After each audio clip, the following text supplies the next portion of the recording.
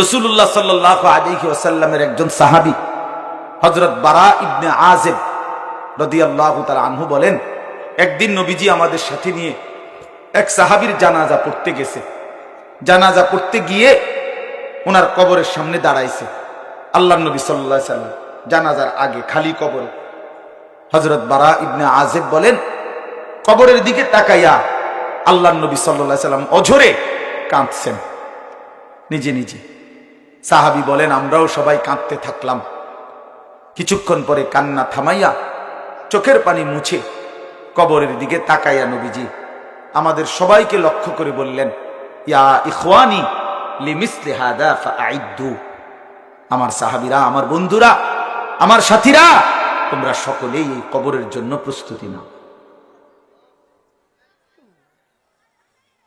রাসূলুল্লাহ সাল্লাল্লাহু আলাইহি ওয়াসাল্লাম বলেছেন, কবরে নাফরমান যখন প্রশ্নের জবাব দিতে পারবে না, তখন জাহান্নামের পোশাক বিছানা বিছাইয়া দিয়া জাহান্নাম বরাবর দরজা খুলে দিয়ে এই ফেরেশতারা যখন সরে যাবে, তখন আরেকজন ফেরেশতা আসবে। ফায়ুদরাবু লাহু বিমিথরাকাতিন মিন হাদিদ।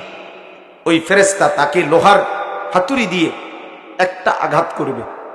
দরবাতান বাইনা উযুনাইহি, দুই কান বরাবর মাঝখানে, দুই কানের মাঝ বরাবর একটা আঘাত করবে লোহার মুগুর দিয়া, হাতুড়ি দিয়া। ফায়াসিহু সাইহাতান, নাফরমান তখন এত জোরে একটা চিৎকার দিবে, ইয়াসমাউহা মান ইয়ালিহি ইল্লা সাকালাইন। নবীজি বলেন, জিন এবং মানুষ ব্যতীত আল্লাহর সমস্ত সৃষ্টি বেঈমানের চিৎকার শুনবে।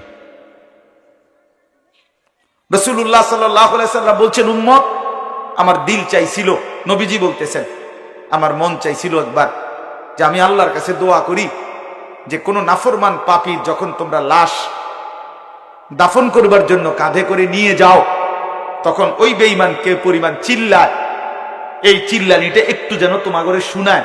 আমি একবার মন চাইছিল আল্লাহর কাছে বলি।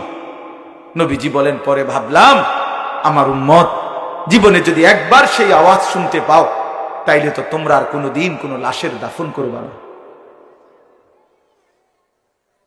তাইলে তো আর কোনোদিন কোনো লাশকে কাঁধে নিবা না, আর কেউ কোনোদিন লাশের দাফন করতে রাজি হবে না। যদি চিল্লায়, তখন তো লাশ কুকুর বিড়ালে খাবে না, ফরমানের লাশ। এই জন্য বাপ আমার, কবরের আযাব সত্য, অত্যন্ত ভয়ানক, অত্যন্ত ভয়ানক। নবীজি এক হাদিসে 3 বার বলছে, ইস্তাইযু মিন আযাবিল কবর, কবরের আযাব থেকে পানাহ চাও।